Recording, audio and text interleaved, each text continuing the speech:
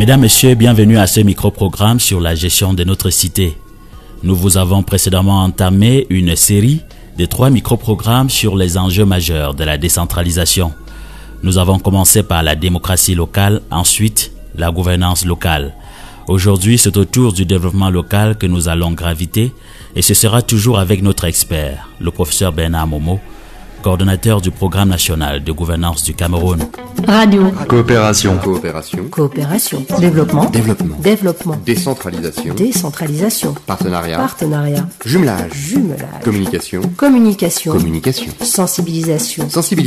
Médias. Carrefour. Nord. Sud. Démocratie. Gouvernance. Propagande. Communication. Numérique. Information. Proximité. La commune de Tchang, au service de ses populations. La commune de Tchang vous parle. La commune de Tchang vous parle. La commune de Tchang à votre écoute.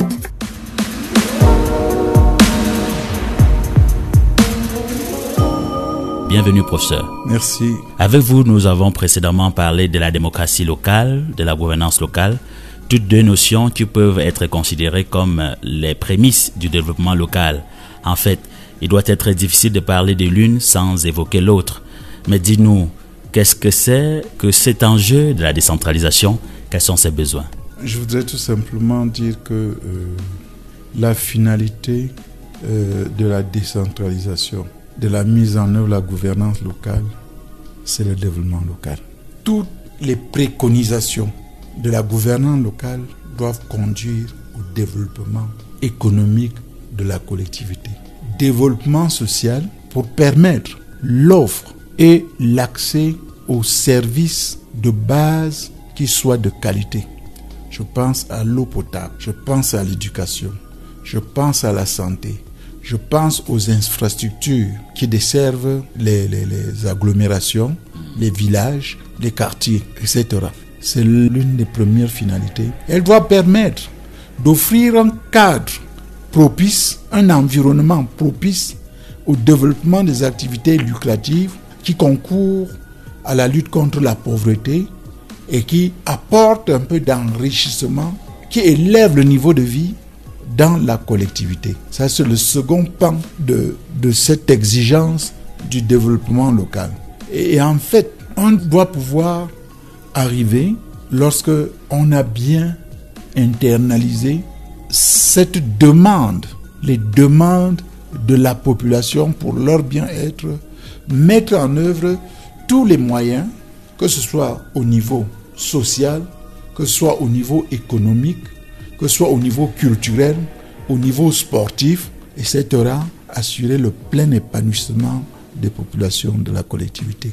Je pense que pour que vous compreniez mieux l'immensité de cette demande, essayez tout simplement de voir les secteurs des transferts de compétences. On les a transférés aux collectivités. Pourquoi? Pour quelles œuvres?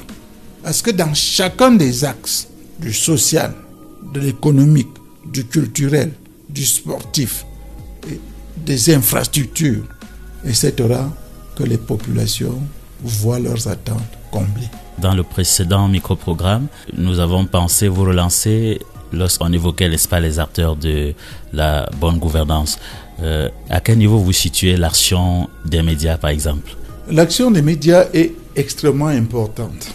Elle est très importante parce que dans le cadre de ce que j'ai appelé le gouvernement ouvert, la première demande, c'est celle de l'accès à l'information. Et au Cameroun, on déplore à l'heure actuelle d'une existence d'une loi globale sur l'information. C'est vrai que la Constitution et des textes épars proclament le droit, mais l'effectivité n'existe pas. La bonne information commande également l'accès aux données statistiques. Cela, c'est du ressort de la communication. Information, données. Et aujourd'hui, on a des moyens pour faciliter cet accès aux données. C'est l'open data, c'est l'informatique qui permet une bonne gestion, dégage des éléments de manière très claire, qui sont mis en ordre et qui peuvent être communiqués à tout le monde sur la base de la transparence. Parce qu'en fait, le gouvernement ouvert dont je parle a ses piliers, c'est l'accès à l'information, et aux données, c'est la transparence, parce que gérer aujourd'hui, c'est gérer les moyens, notamment sur la transparence budgétaire, financière et fiscale. Le troisième, c'est la participation citoyenne inclusive pour le gouvernement ouvert, budget participatif et tout le reste. Et la dernière, ce sera toujours la même, ce sera la lutte contre la corruption et le détournement de deniers publics. On aurait pu aussi parler de l'approche genre dans... Non, l'approche genre est intégrée dans le cadre de la gouvernance locale lorsqu'on veut bien faire. On ne peut pas mettre de côté la femme parce qu'elle a un leadership, que vous le vouliez ou non, qui est très fort. Et c'est pour ça qu'en l'associant, en renforçant ses capacités, on est garanti que les résultats de la gouvernance seront meilleurs parce qu'elle participe. Quand moi j'ai dit des citoyens, je n'ai pas fait de différence entre l'homme et la femme, mais il est clair que dans le contexte moderne aujourd'hui, on est plus soucieux de la participation du genre, participation aux élections, occupation des postes de responsabilité, etc. Alors professeur, nous sommes pratiquement au terme de cette série des micro-programmes réalisés avec vous. Il est juste que nous vous remercions pour le temps accordé à cet exercice. Est-ce que pour l'ensemble des micro-programmes, vous aviez un dernier mot? Je voudrais que vous trouviez des moyens pour la communication, pour faire en sorte que nos populations comprennent l'importance de la communication et suivent nos radios communautaires. Merci beaucoup. Merci.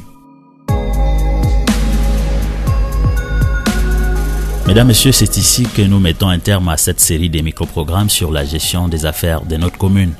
Il ne nous reste plus qu'à vous remercier de nous avoir suivis. Vous pouvez réécouter ces micro-programmes sur les sites internet communedetchang.cm ou celui du Cercle international de réflexion et de communication pour le développement, cicode-6c4d.com. À très vite. Ceci est une production de la coopération Nantes-Tchang.